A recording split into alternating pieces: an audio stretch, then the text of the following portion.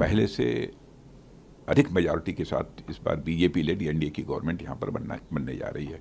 Reservation समाप्त करने का प्रश्न ही नहीं खड़ा होता। ये सारी विपक्षी पार्टियां देश की जनता को गुमराह करके उनका समर्थन हासिल करना चाहती हैं। मैं भारतीय जनता पार्टी के एक वरिष्ठ नेता होने के नाते मैं कहना चाहता हूँ कि 2024 में भी वो भारत के प्रधानमंत्री बनेंगे और 2029 में भी वो भारत के प्रधानमंत्री बनेंगे।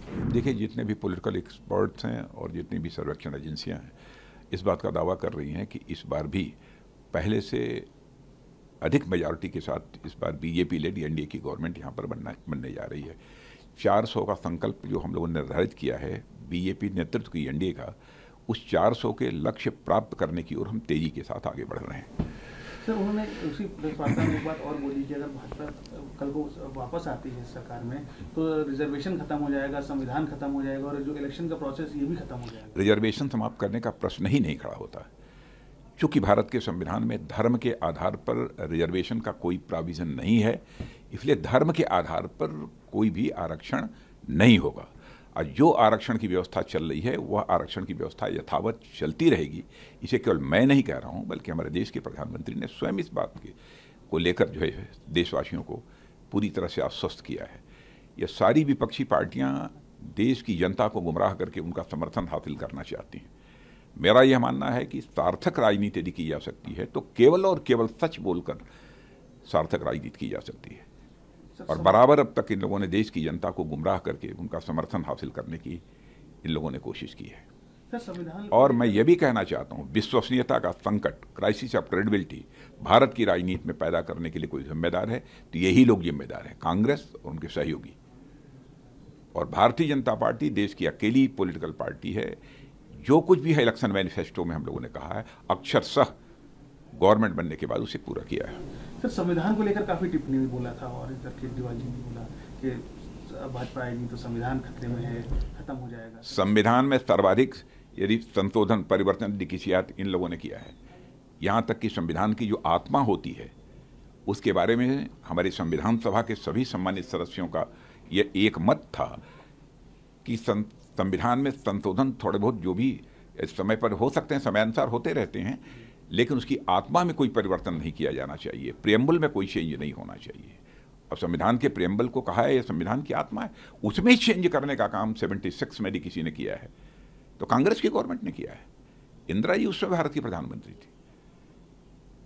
अनावश्यक बेबुनियाद और निराधार इस प्रकार के आरोप हमारी सरकार का हमारी पार्टी के ऊपर चस्पा करने की कोशिश कर रहे हैं या केवल देशवासियों को गुमराह कर रहे हैं।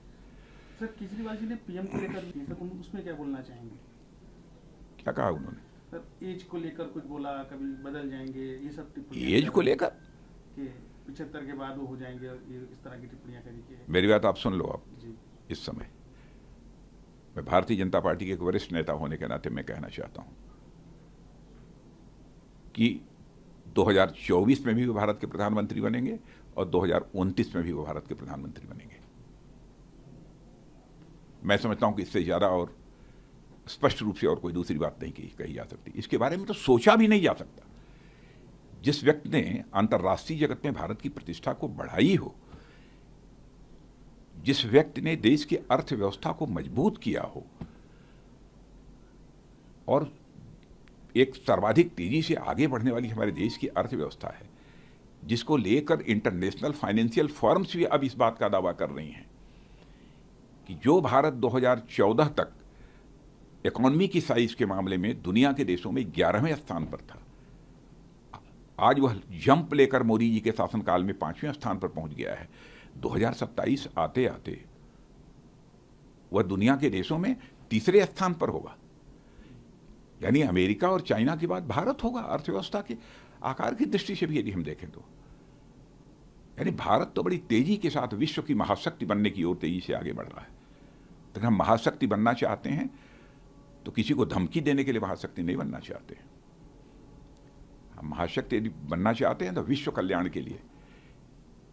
तो हमारे देश के ऋषियों और मनुष्यों ने वसुधैव कुटुंबकम का संदेश सारे विश्व को दिया है, क्योंकि हम भारत की सीमा में रहने वाले लोगों को ही अपने परिवार का सदस्य नहीं मानते हैं, बल्कि पूरे विश्व की धरा पर रहने वाले लोगों को अपने परिवार का सदस्य मानते हुए ही हमारे ऋषियों और मनीषियों ने वसुधैव कुटुंबकम का संदेश दिया है।